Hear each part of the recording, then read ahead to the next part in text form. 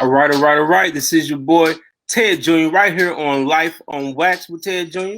And of course, we have our special guest today, Dr. Art McCoy Jennings, Superintendent. Dr. McCoy, go ahead and tell people, go and say hello to everybody.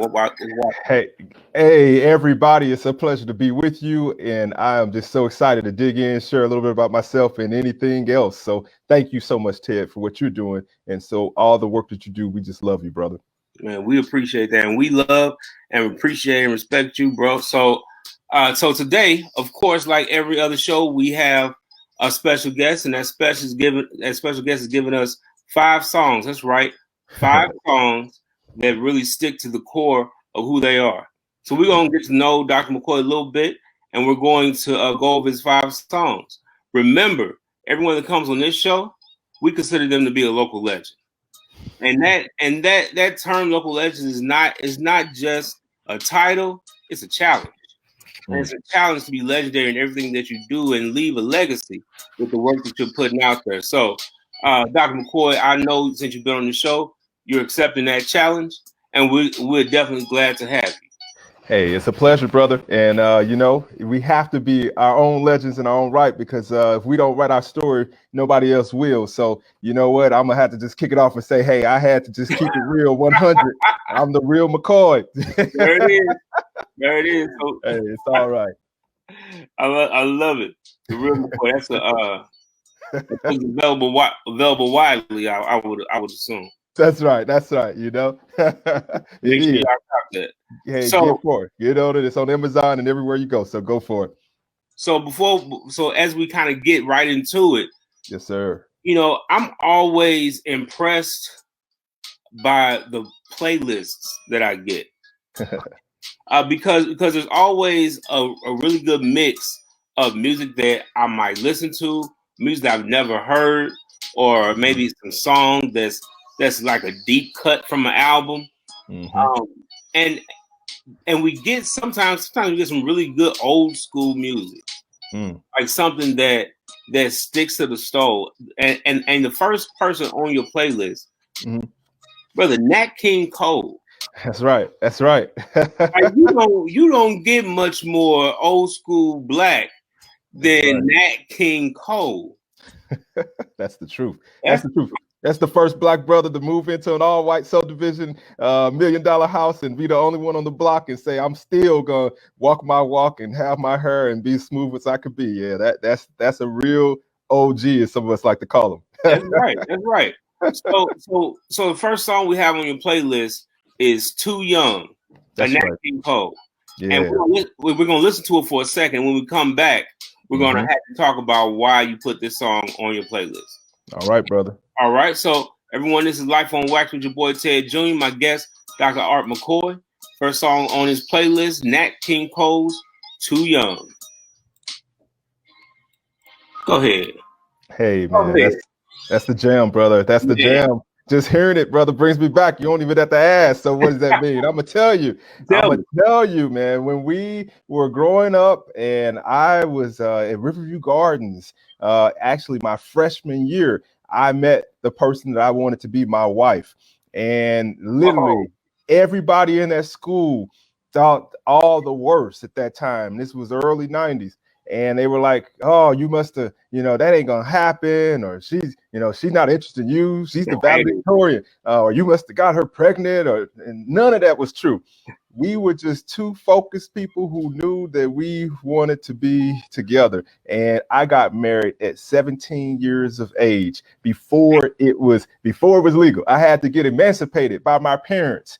And the school was like, ooh, what's that? What's that about? But not only the school, it was the church. The church, too, was like, oh, what did the pastor's son do now? And I just had to tell them, they try to tell us we're too young, really too young to really be in love. But, someday they may recall 25 years later, because I've been married for 25 years now, we weren't too young at all. And this love is going to last. It's going to keep on going as the years grow, brother. And you better believe after we got married and after we did what many naysayers said wasn't smart, I got a full ride to college because you know what? Being married and at 17, you're independent, and my income was really small, like really small. So we got full rides. There was some genius behind that plan, but there was some love, and we're still together, brother. So that's one tip. And on the other tip, you know, I play piano, and I was a drummer and played piano and church organ, and so I modeled my style after Nat King Cole's piano playing because he was a smooth jazz player too. So that was the other beauty and genius. But that song resonates for the life I live, man, and getting married to my sweetheart Belinda. Man, married to 7. That now I definitely didn't know that. 17. Most people don't know that. Before, there was a 19-year-old guy with a bachelor's degree, the youngest teacher in the state of Missouri. There was a 17-year-old and a 16-year-old that was in love with a woman and said, we're going to make this last forever. And we started dreaming and planning on what we could do. And we wrote down those plans, getting those degrees and making sure we get our first house. We built our first house at 19, $100,000 house and so forth. But it all started, man, with saying, you know what? People may think one thing, but we're not too young at all. Let's do this. Let's make our dreams come true. And I encourage everybody to do the same thing. You do you. You may not get married at 17, but the point is, and I tell that to my high school kids, my other kids, don't do me. It may not be for you. That may not be your route. You know, you may be getting divorced by 17, no. but do you. And it was to be together, man. And that's what we did. So y'all been married now 25 years. Yes, sir. Yes, sir. 25 years, man. It's been sweeter as the days go by because you know you could trust each other, and you basically you got two minds working on success and on wholeness and wellness. So when I come home, whether it's in a situation that's like COVID or a situation like Mike Brown and Ferguson, and those are some real tough situations, man. But if your home can be your fortress and your place of comfort and peace of mind, then you're gonna be all right. And I also lead strong like a lion in my home, and then everything I do outside my house is based off of how strong it is on inside my house, because I don't have to worry about crap. You know, I don't have to worry about that jazz. And so yeah, that's all a part of it, brother. It's a part of the success. So getting married that young, what kind of roadblocks did y'all run into as a couple? I'm not talking about people on the outside per se, but I can imagine, because me at 17 is much different than me at 25. That's right. So as that relationship grew, what's one large thing or one big thing y'all had to kind of fight to get over together in order to keep your relationship strong? All right, so let me tell you the secret. Here's the secret. So, people that like are our grandparents and our great grandparents, those who was 80, 90, so forth. Many of them got married at 13, 14, 15, 16, and many of them had the marriages that lasted until they were like 80, 90 and 70-year marriages, and so the real genius of that was by getting married so young, there were so many outside forces that it made us say a Tupac quote is me against the world. And we're going to prove you wrong. And we're going to and then that was the cement that made it happen. And that's what most marriages kind of lack today. Most people choose to come together as whole people. I got mine, you got yours. I got my career, my goals, my dreams, you got yours. And it's hard to make two wholes into a unit of one. But when you come as two youthful people, not even fully made and developed yet, then you're able to become one before you really are independent. And so we have this thing called the concept of us, that me plus her is greater than me individually and her individually. And that's the concept of us. And we don't allow anything to kill or touch or hurt us. The concept of not even our own child cannot destroy us. And so the child becomes a unit within the family with us, and you got this 3-person unit, but you got the core of us first. So, in a relationship, communication is key. Being able to say, here's where I'm going in life. Are you down for the road? Are you my ride or die? And here's where I'm going in life. Where the other side, the significant other says, are you down with that? And you have to put yourself to the side and make yourself number 2 to make that other person number 1. If both of y'all make each other number 1 in each other's life, if my wife makes me number 1 and I make her number 1, then we are humble enough to always kind of pause and put what our desires are aside for the sake of us. That's the key, man. But I have to admit, at first you're broke. And so I had to make a way to make some money. So being driven to get my bachelor's degree by 19, taking 30 credit hours a semester, virtually sleeping in the dorms and sleeping in the college place. you know, it was motivated by, I need to provide a living wage. So I became a substitute teacher in high school, at high schools and junior highs at the age of 18, man. And then that was allowing me to make $100, $90 a day, you know, and then I became a certified teacher at 19, which allowed me to make, you know, 40 grand, 35 grand a year. And that allowed us to get our house. So first was having money, because money causes issues. If you don't have enough money, you got to get a man that's going to get out there and work. And men, you need to get up and work, because bottom line is, every family and every child deserves a happy meal, as I call it. When I grew up, I couldn't always get a happy meal. And so I wanted them to be able to afford a happy meal, but they couldn't. They did their best, and they couldn't always do that. So I wanted to make sure we had enough to have a happy meal. And before I had a child, I knew I needed to have about a happy $1 million saved up, or $500,000 saved up, because they are expensive, brother. I know all the parents are saying amen to that one. So yeah, brother, the happy meal is real. So my last question on this: what one thing that your wife has taught you? I'm sure you learned a lot from her, but what's one thing she's taught you? People consider you a pretty educated person, will learn and somebody to listen to. But I know as a partner, she's taught you a lot. So what's one thing you can say she's taught you? Yeah, man. She always teaches me and has taught me that there's more than meets the eye, brother. So when you see something or see someone or see something and it looks good or it looks like it's what you want, no, brother, there's more to it than meets the eye. Take some time to get to know it. If you really love that dream, that goal, that job, that person, become their best friend before you become their lover or committed to them. If it's a job or if it's a spouse or a person, because there's more to it than meets the eye. You got to get to know it before you start to show it. And that's in so many situations. For instance, out of our 25 years, we have only spent the night apart once, and that was when St. Louis College of Pharmacy forced her to in her first year as a freshman. Every trip I've taken, every time I've gone out of town, and I've traveled a lot. I used to work in California, and that was 50% travel. She's been on every trip. We've never spent the night alone other than once. That's because you want to protect yourself, because there's more than meets the eye in different business relationships, different hookups, different people. They got agendas. And so you want to just protect what you have, what's most precious. Protect that concept of us. Protect what you have that's precious. Nice. So thank you so much for all of that, man. One thing, we're going to get back into your playlist. And I'm telling you, the next song you have on your playlist is, and anybody that knows me will tell you, this is my absolute favorite song. I literally made a post about this a couple weeks ago, that I was listening to it and had myself a little light cry, just because I needed to. And that's Sounds of Blackness, Optimistic. So let's listen to that for a second. We'll be right back with Dr. Art McCoy right here on Life on Wax with Ted Jr. So talk to us about why this song is in your playlist. So, brother, you know, the words say it all, man. And, you know, you can win as long as you keep your head to the sky, man. I tell you, brother, that's just real. So first, let me say, the title and the group's name, Sounds of Blackness. You know, I try to live, and I believe I live authentically 100% Black. I will lose a job over my Blackness because I love it, and I'll stand up and be Black, bold, beautiful, and bodacious anytime and all the time. So that, first of all, just resonates with me, the sounds of Blackness. So, you know, when I hear Blackness, I hear myself, I see myself, and I see what I want my children to be, my children's children to be. And let me give it to you this way. We are our ancestors' wildest dreams.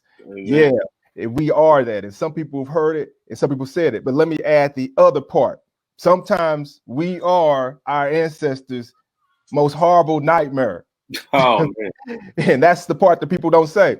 And so, you know what? When you are connected to the real Blackness, the real sounds of Blackness, the real actions of Blackness, you're going to be that dream and not that nightmare.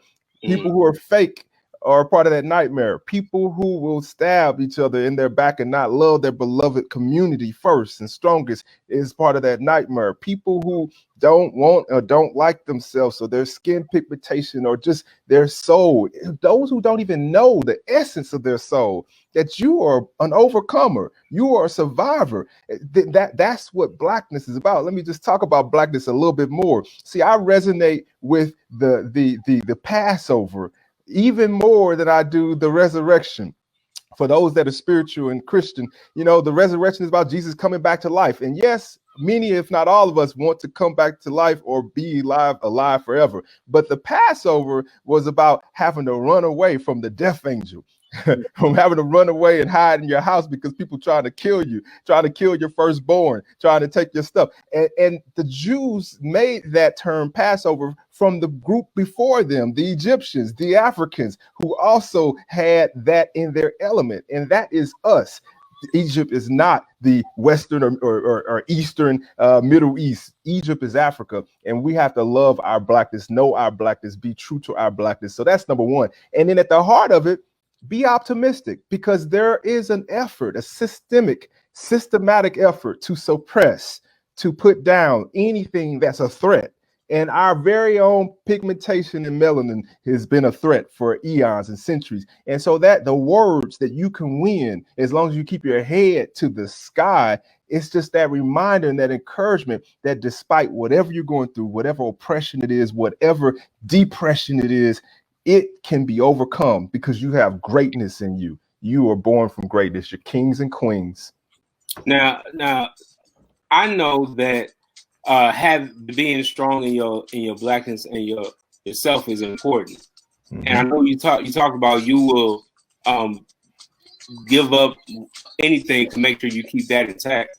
Is that what kind of effect has that had on your career?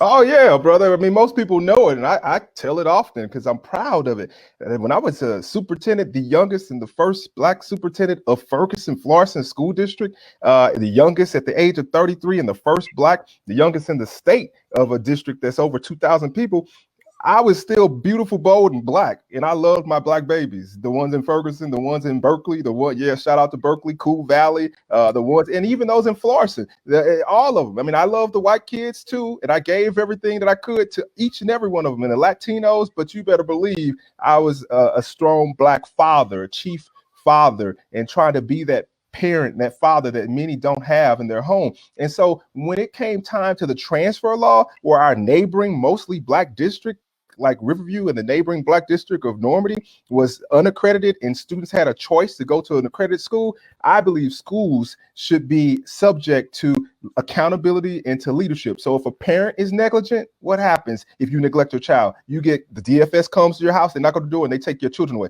Well, if a school system is negligent, you need to have your children taken away until it's a safe space. So I'm like, let's roll out the red carpet so we can make sure they have excellence every day until we help get those places back together. And we did that. We had 600, the most kids from those neighboring districts in St. Louis County. And I paid a price for it because some people build bridges, and that's me. Some people build borders and they build barriers, and that was them. So there was differences of focus and philosophy, but my focus and philosophy will always be to build a bridge for our people. And that's what we did. And I thank God for it. And that's just who I am. I made a conscious decision that at the end of the day, when I lay my head down on that pillow, what am I going to feel okay with in my soul? And that was, let's build some bridges. Let's stand up, and I don't care what hell comes your way. They're going to at least know who they're dealing with and what they're dealing with and why.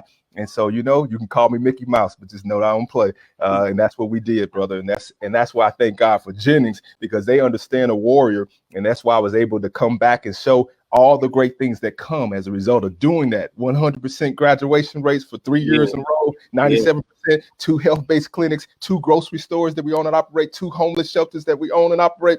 Man, I'm telling you, that's what everybody wants. Ferguson, Florida. Man, that's what they all want, brother. So it's like, hey, that you either get it or you get it while the getting is good, or you got to learn the hard way. So that's just the truth. That's where it's at, brother. Yeah, I'm with that. I know when I read, because I wasn't in St. Louis at the time when it happened. Yeah. But when I read about it, I said, this is crazy. Yeah. I didn't even, to be honest, I didn't even know that that's how Ferguson Florissant was. Yeah. I'm like, how is this dude, if he's a superintendent at 33, he gotta be sharp. Like he can't be some slouch. So it can't be a bad idea. Wow. That's right. That's right. What's going on? Yeah. No, that's right. Well, at the end of the day, it was about survival, and people understand that right now in COVID situation. But back then, it was about, some people viewed, and particularly all white board viewed, that if we do this, if we do let's say, merge with a Normandy or a Riverview, then we will die. We will not exist as we no longer exist. And so that was, in all fairness, the thought, the fear of death. It does not exist. And I was not by any means going that far to say let's merge, but there were some, like the commissioner at that time. That's the first thing they say. That's the first thing they say to make people fearful. That's right. That's right. That's exactly right. That's the first scare tactic. Let's merge. Oh no. That's right. That's exactly right. Black folks forever. That's exactly right. You better believe it, man. No, and that was not that wasn't me. That was someone else that was planting those seeds. But you know, that fear can get people. Fear is, fear, people have nothing to fear but fear itself. That's what one president said. But you know, we take, as warriors, we take fear and we reframe that and make it facing everything and rising. That's what we do. We face everything and rise. And that's because we're warriors. We're not worriers. And I like that. Warriors, not worries. One artist that people consider to be a warrior was the brother Tupac Shakur. and the next song he had on your playlist is one of his most I guess sentimental favorite songs. That's right. Dear Mama. You want to talk about that song and why it's on your playlist? Sure, man. Well, first of all, Tupac was a genius. And as you know, I already quoted him on Me Against the World and so forth and so. But nonetheless, every Black person loves their mama. And I think everybody just loves their mama. So number one, when you write a song about mama, hey, man, I thought about my mama and all that she sacrificed, man, and how she lost her eyesight to have me, man. She became legally blind. Wow. And she's totally blind now. And so, mom sacrificed a lot to have me. And I was driving early, too, because with the blind mom, you got to drive early to get somewhere. So at 13 and 14 and so forth. But the point is that, mom sacrificed so much and we wouldn't be here without our mothers. And to be honest, God is known as not just he's known as she, Mother Earth and the creator. And so that we gotta love our mothers, our Black mothers, all mothers, and a nation can be judged by how it treats its mothers. And so that's number one. But number two, man, I'm gonna save the clincher for why this is important after you play it, brother, because there's a few lines in there, brother, that's real for everybody right now. And I'm gonna tell you the few first starting words, and it starts with the stanza that says, "I wish that I could take the pain away, but if you can make it through the night, there'll be a brighter day." There it is. It's Life on Wax with your boy Ted Jr. Got Dr. Art McCoy, and we're listening to Tupac, Dear Mama.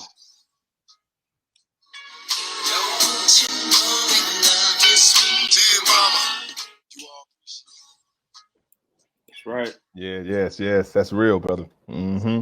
Yeah, man. I'm gonna take you to the lines. So the lines that you guys can listen to at another time that really got me. I'll say why it was really important, these lines, because that song has merit just for itself.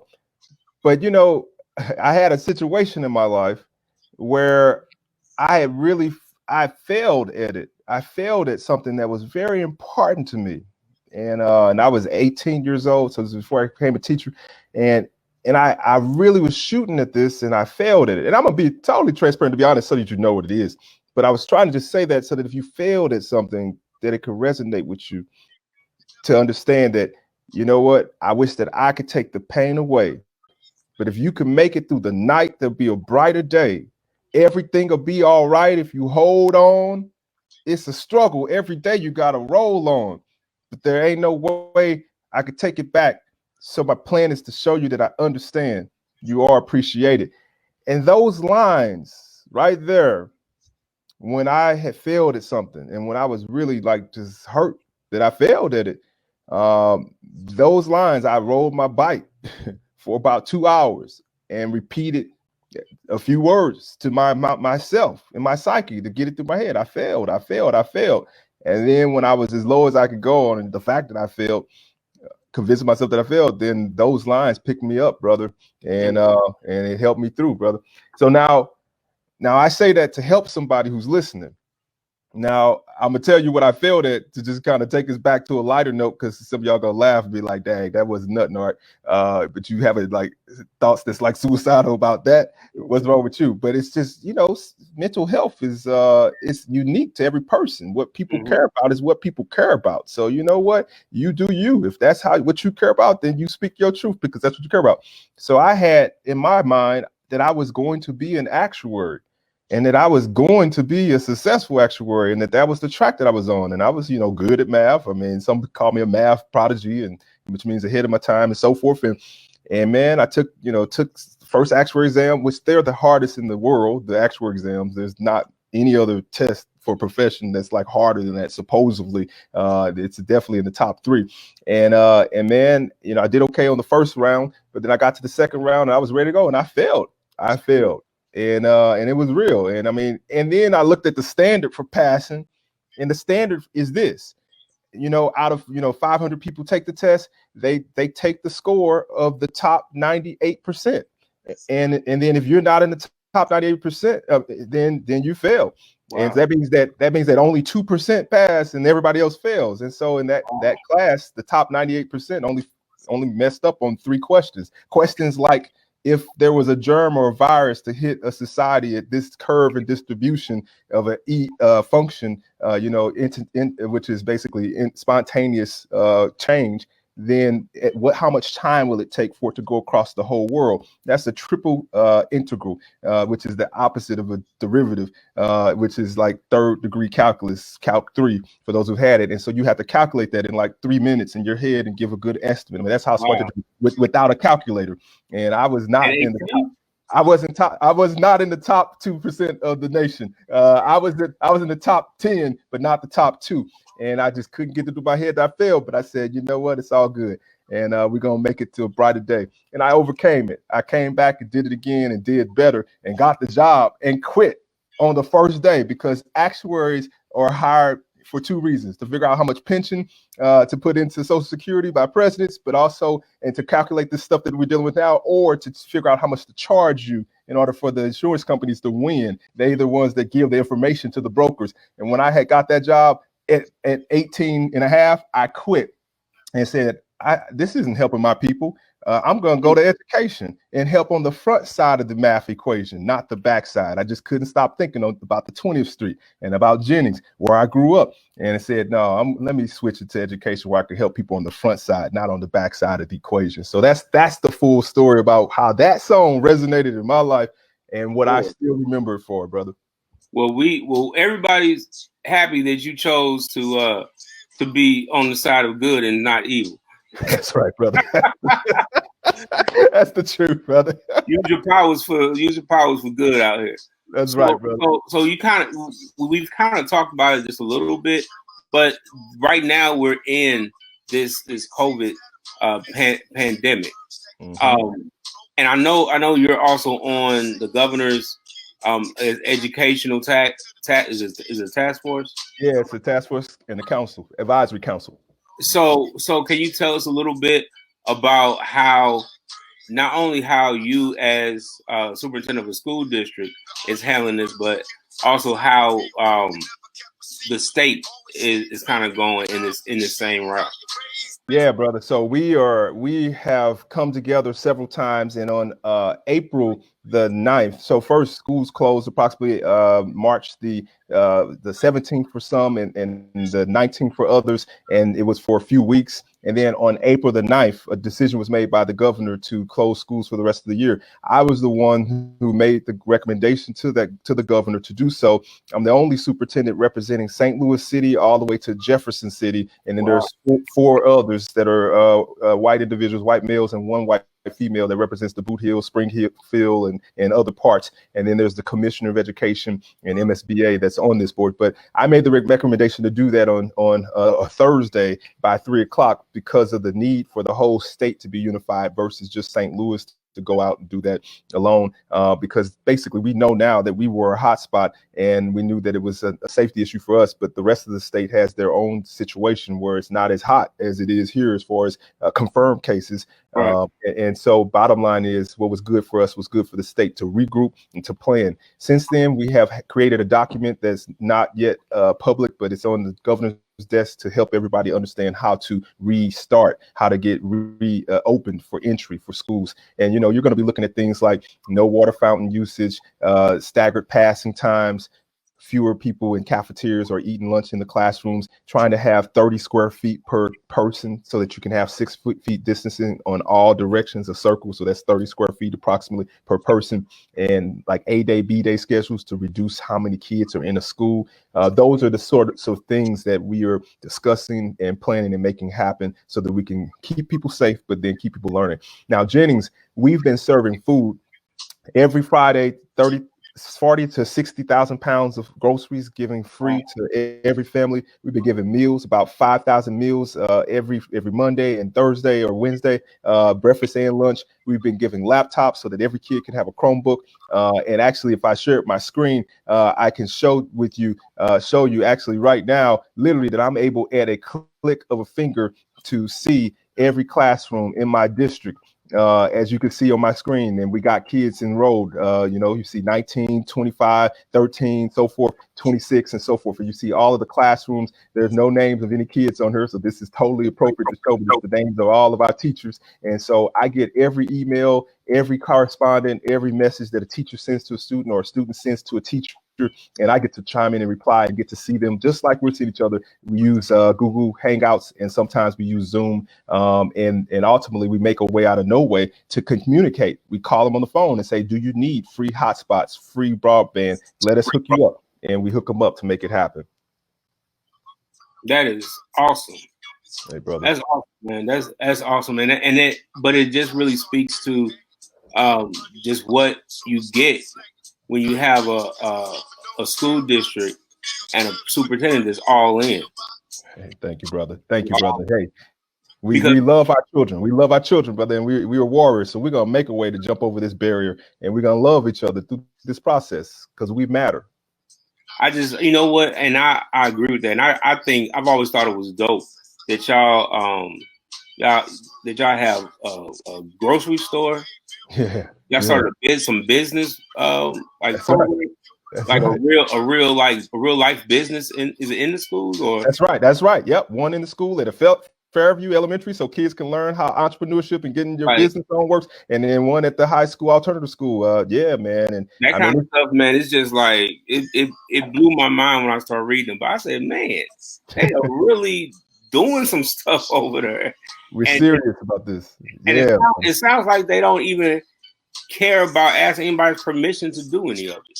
No, that's the beauty of it. See, that's living life bold. That's sound of blackness right there. We don't need your permission. We ready to open up 2 stores. We ready to open up 2 health-based clinics to give everybody free health care, regardless of what Trump is doing. We give ours free health care. So we got 2 health-based clinics. We got 2 homeless shelters where the kids in the construction class helped to remodel some homes that were condemned. And now the kids are living in a building and a house that kids remodeled. So you better believe they know how to be entrepreneurial. They know how to. That's why our kids get jobs as construction workers, making $20 an hour at 17 years of age, because they got OSHA licenses, forklifting licenses, and experience with this, man. And so, yeah, it's just a pleasure, brother. That's what it's about.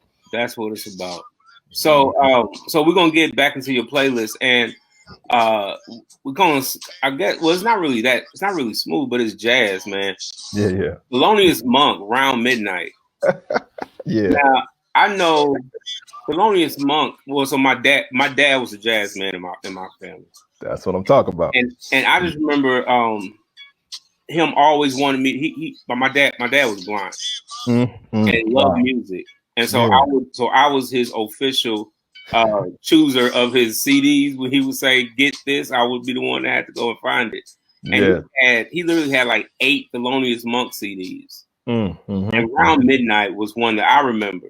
Yeah, just being a great. The album was good. Yes, but then the song Round Midnight. Yeah, brother. Let's listen to Thelonious Monk around midnight. Once again, this is Life on Wax with your boy Ted Jr. with my guest, Dr. Art McCoy. All right, so let me go on several levels with you, and I don't know who all listening to this, but this is I just want to have some fun with you for a second, and I love my yeah, I know that's right, white brothers, black brothers, and I love all y'all. I love it, and because we're all one family, one race. First, that pentatonic scale for my musicians, okay, and for my people that are out there that's into like harmony and mysticism and so forth. The pentatonic scale, every fifth, that gets that question mark sound, but that's like life, you know, because life is a question mark, and it's like woo. Now, number two, when you hear the mellow and the swing and you think about what you do around midnight, some of you be like, I'm asleep, and others are like still up trying to solve their soul's mission. That part in them is like, I know there's more out there in life. I know there's something to do, or I know there's some fun to have. I know there's some dreams to accomplish, and it's like, yeah, and then you're like, I got it. And so yeah, it's just, that's genius. Point three, why this is important. Thelonious Monk was a genius. Those chord progressions that he was playing in 1960, they're just now super hot and super normal, like it's 2020.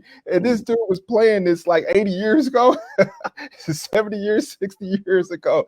And it's like those chord progressions are now what's the stuff. Back then, people were like, you crazy. Now, so Thelonious was a genius.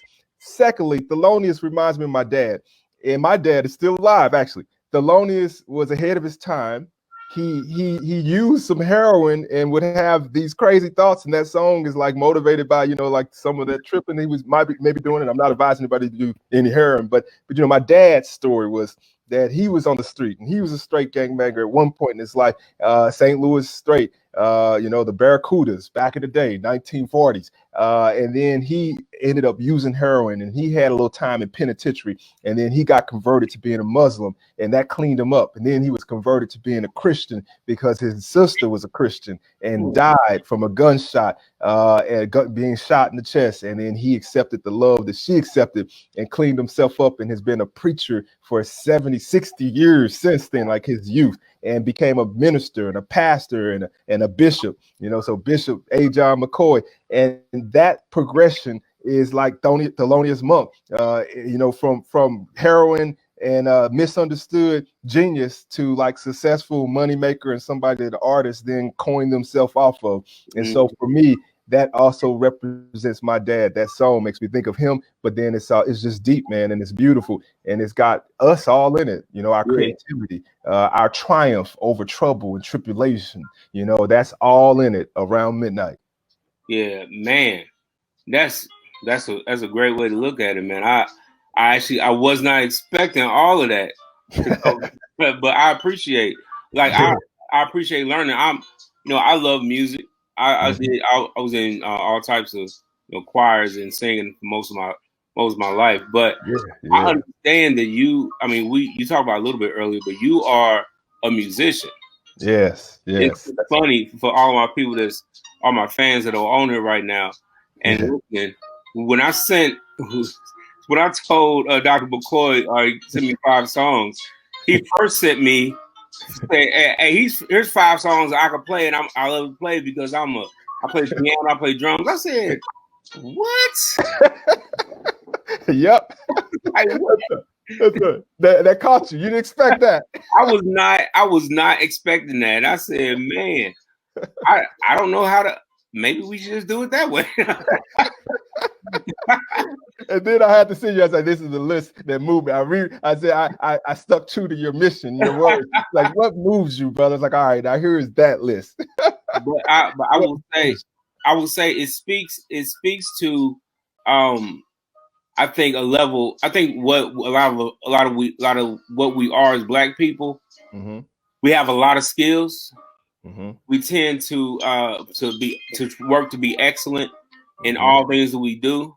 Yes. And depending on like what arena you meet us in, that's right. You do something different. We show up. That's right. No matter the arena, we show up, brother. So like I said, I'm pretty. It was pretty exciting to hear you say that when you talk about the pentatonic scale. I say, oh. Yes. Okay. So he's official. That's right, brother. Okay, he's official. Okay, you know, some people just play on the piano and play drums. But when you said that, I said, "Oh, Yeah, it's the real deal, brother. The real deal." Excuse me. Let me back up and give him some space. That's beautiful. It's the real deal, brother. So, Yeah. so that was around midnight, Thelonious Monk, and I had built up a huge affinity for really a lot of the music during that time, just because of how they put songs together, Yes, and how it felt orchestrated, but also at the same time, like they just making it up on the spot. Yes. And to me, that's just one of the most amazing things to listen to. That's true. Yeah, man. That's it. I gotta say something about that. So yeah, when jazz musicians improv and do improvisation, and it's like something magical happens because it's like from your spirit and your soul, but at the same time, it's like it's like you know each other, you can communicate with each other. Like when you're playing with somebody else, a drummer, that they do something percussion wise, and then you do the same percussion on the piano or on the bass. That's when the magic occurs in the music. The music has magic in it. But the same is true in life. And so I want to break it down for those that are non-musicians and for those of the musicians that like want to be the best.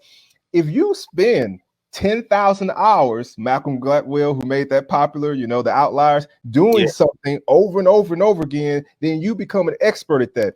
And then like Martin Luther King, who didn't even write in there, you know, about the I Have a Dream in the speech that we call I Have a Dream. That's not the name of it that he wrote, the official name, but that's what we remember, because the I Have a Dream part was his improvisation. He had did it for over 10,000 hours in the churches, and it was a riff that he was just like cool with, rolling out the tongue. Little white girls and little black girls holding hands. He's like, I'm in my groove. I ain't writing none of this stuff down. And Mahalia Jackson was the one who said it. Martin, tell him about the dream. Yeah. You done got through all that check need to be cashed, but coming back void because we ain't just in America. Yeah, that's philosophically cool and all and true.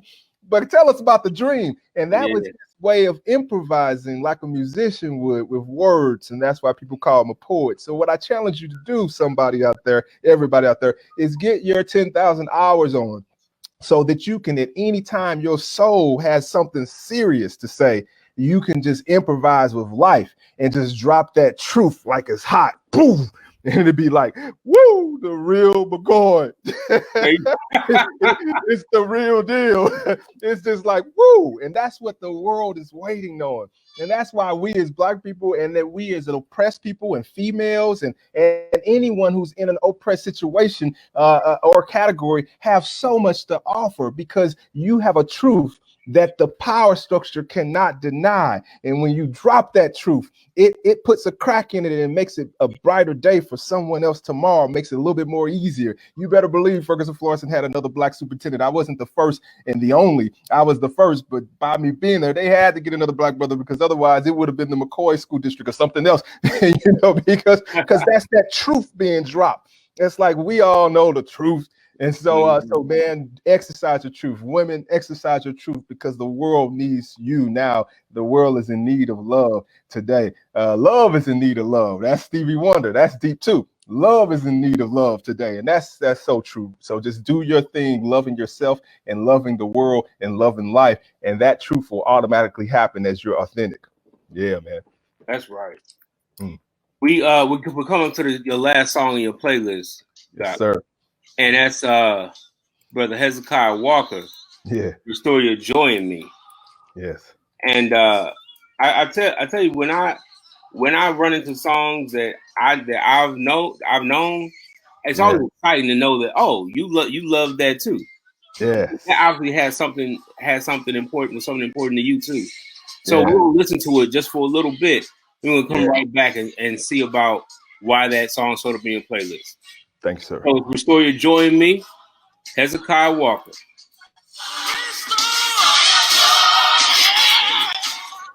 Man, you know, that song is powerful for like several reasons. So number one, you know, we all come to a point in time when we need to have our joy restored. You know, when you've gone through something and you're just tired and you're tired and you're sick and tired of being tired, or you're down or you're defeated, and you need your joy to be restored in you, and you cry out because you tried to do it yourself by going to places you used to like to go or doing things you used to like to do, but that joy is still, it's not there anymore in it. And then ultimately you cry out to God, restore that joy in you.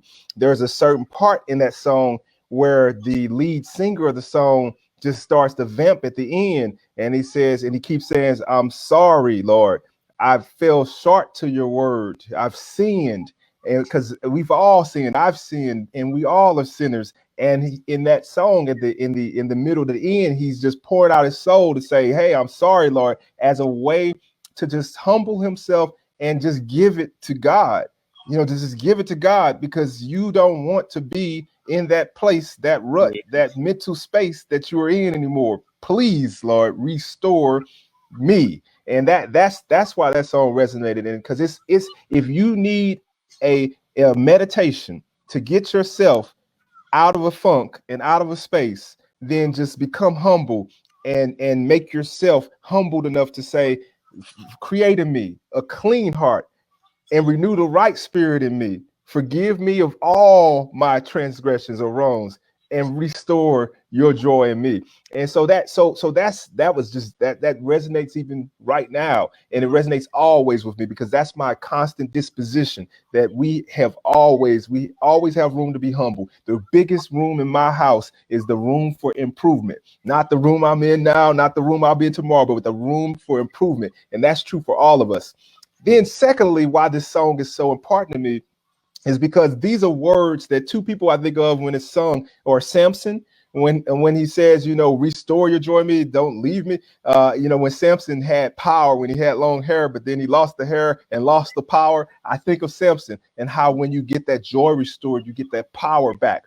But I also think of David, who wrote some amazing Psalms. Yes. And, you know, and I keep David in my heart. Psalms 1 through 1 and 6 that I have seared in my heart. This song brings out, blessed is the man or woman that walketh not in the counsel of the wicked, nor standeth in the way of sinners, nor sitteth in the seat of mockers. For his delight is in the law of the Lord, which he does meditate on both day and night. He's like a tree planted by the rivers of water. His fruit, he shall bear fruit in his season. His leaves shall not wither and does not wither. And whatsoever he doeth or she doeth shall prosper. But for the wicked, it is not so. They are like blown away, like chaff in the wind that blows away. Those are scriptures that this song brings up, that if you do what's right, you're going to be all right. And those who don't do what's right, they got what they have coming to them. And that's why you constantly pray, hey, create in me a clean heart. Oh, God, forgive me for what I've done wrong. Renew the right spirit. Restore your joy, because you always want to be on the side of right so that you can get what's right. And that's what I encourage and implore everyone on this podcast to do. Who's listening, just reconnect with yourself, with your creator, and with your purpose. And I'm telling you, whatsoever you do, it shall prosper. But the wicked, it's not so. Right. So I just have one question before we get into the last 3 questions of the show. Yes, sir. When is the last time or the last situation that you've been in personally that made you have to kind of go to that corner and say these words to restore your joy? When were you last in that position? Wow. That's a great question, brother, because especially when you try to live in a space where you're always trying to be humble, and it's important for like leaders who have some power to always stay in a mindset of humility so that you can listen from a homeless person on the street or listen to a child. And I use that as a rule for hiring people in school systems. If you're humble, then you're the one I want, because you'll listen to the child and the child will tell you what to do. And that makes you the best teacher because you're there for them. So if that's a hard question when it comes to that, when you try to live in the disposition of that. But let me honestly say this, and this is being somebody that's, you know, I mean, I'm not old, but I've been around long enough to get there.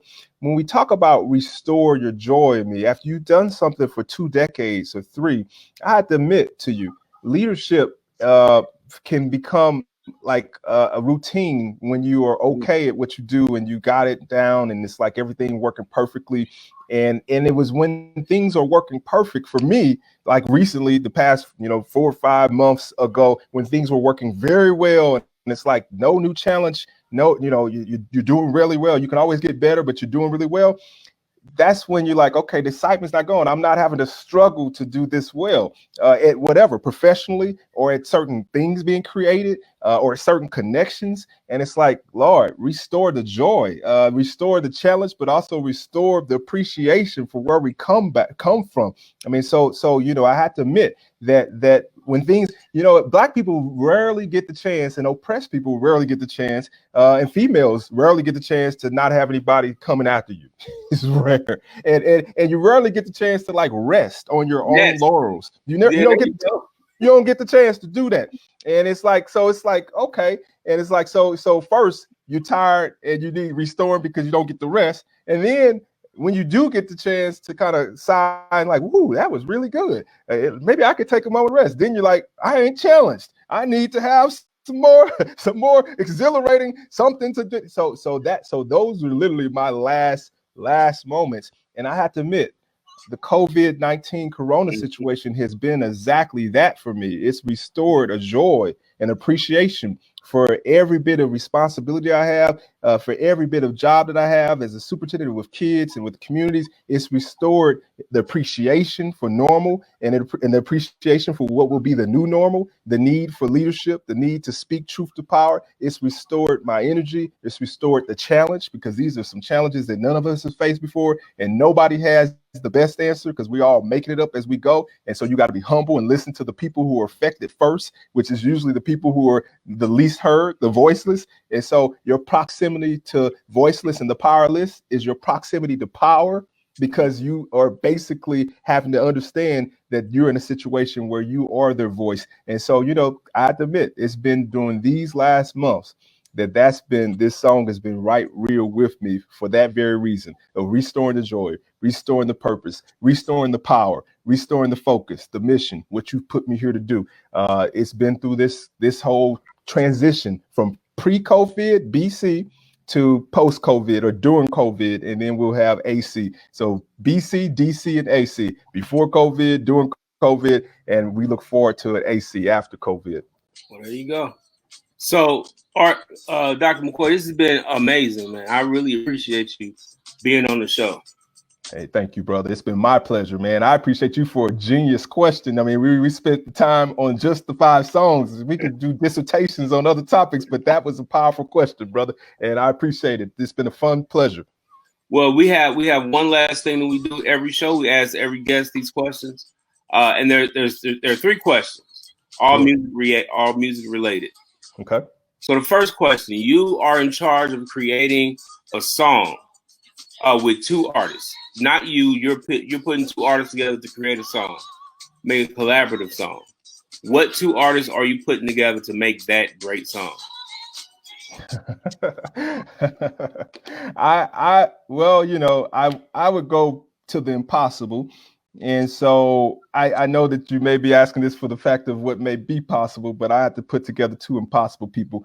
I would like to see Michael Jackson and Prince come together and somehow they beef, they beef in heaven so that they can show their genius together. Because the only time that we were seeing them perform on the stage that I saw was on YouTube when the father of soul, James Brown, called them both up at his concert, and they both did their thing, but it was still in competition. So, just to see their spirit and their soul, man, because I miss those 2 geniuses. And then you got to throw my sister Whitney in there, because Whitney Houston, I know you said just 2, but I would take Whitney and Prince together, because Whitney and Michael would maybe be a little redundant, but Whitney and Prince would be something special. So that would be my off the cuff answer. Cool. Awesome. Now, what is a song, album, artist, etc., that people that know you will be surprised that you love? Yeah, I think a lot of the ones I shared today, you were surprised. But so I'll throw out there Joey DeFrancesco is an artist that some people be surprised that I love. because his chops and his organ skills on the Hammond B3 is just like it's incredible. It's beyond church. It's definitely jazz, but it's just real. It's soulful. And Michael McDonald, taking it to the streets. You don't know me, but I'm your brother. And I've been sitting here for a long time. Those are words that Michael McDonald wrote right after he left McClure High School as a dropout of Ferguson Florissant School District. That white brother sounds black. Go look it up. Taking it to the streets. Because you don't know me, I'm your brother. That's what I would like to give you on that one. Okay. So last question, and some people call it the hardest, but for some it's the easiest question. So it's like that. Now you have a ticket to one concert to see any artist, dead or alive, and it's going to be in the form or the space that would be best, that you would most enjoy them. Who are you going to see? I have to admit that is a hard question for me. That's not the easiest, because it's not like I'm like, oh, there's one. I have to admit, when my wife went to go see Brian, the singer Brian McKnight, and we were at that concert, I'm like, you better not raise your hand to go up there with Brian McKnight to have a You better not. And we came together, but we're gonna be going alone. So that's a funny one, but that's I honestly have to give you the crazy Art McCoy be real truth answer to that question, and it may sound like a cop-out, but it was from a movie that we saw with Arnold Schwarzenegger in it, and it was about the future, and there was this woman who had the largest octave singing range from like the bottom of the bottom to the top of the top, and she had multiple like lungs and multiple figures, and it was fiction. I look forward to a concert where the music isn't based off of air, because every part of music is based off of air and how quickly it hits our ears. I look forward to a timeless, spaceless, kind of heavenly orchestra of angels that are past and that or have not been born yet, really making some music that only a God can hear and understand. I want to be that God that hears it and understands it, because if you really know that passage of scripture, you become one with God. Therefore, you are God. Therefore, I mean, that's the concert that I want to hear, to be honest with you. Anything that's in this time zone, time, space, and configuration of sound hitting my ears, I pretty much have closely imagined it and can be there to imagine it as a thorough musician, an abstract one. So I want to be the soundless, boundless recipient of a concert that can only be done not in this eternal body. Man, awesome answer. Yeah, man, that's just the truth. I had to give you the truth. That's where I'm really at. After 100,000 hours of being a musician or more, that's just where I'm at. Well, we appreciate the truth, and of course, we appreciate you being on the show, Dr. McCoy. Is there any thing you want to give to our people before you go, and then if you also can just let us know how we can either contact you or what we can check out from you. Definitely. First and foremost, you feel free to reach out to me at any time at Art McCoy, ARTMCCOY, the number 2 at gmail.com, or you can go to my website, severingthegap.com or artmccoy.com. You can check that out, or Jennings McCoy A at JenningsK12.org. That's how you can reach me. Feel free to find me on Instagram, on Facebook. I'm on each of that, and on Twitter, and I look forward to collaborating with any and all of you as much as possible. And before we leave, I want you to know that you are more than you can even imagine. That's the bottom line. So dream big and do big and think big, because I promise you that you can make new realities come to pass if you just let us have some of you, and the rest will work itself out. There's somebody that has a dream, a song, a thought, a message that somebody's willing to give $100,000 to. I got $100,000 4 days ago without even having to ask for it, because of the work that's being done. And they're like, we need more of you. That's for you. That's for you. It is possible. It's real. And you we need you to put yourself out there, do it, because you are beautiful, you're brilliant, and you are great. You have God in you. And so know that we shall overcome COVID as well. To anybody who's lost someone or been infected or affected by COVID, We shall overcome this. And my prayers and thoughts and my actions are with you. I promise to make my creeds into deeds that meet people's needs and move at the speed of the need so we can all succeed. That's my promise to you. And I hope you take that same challenge too. God bless you all.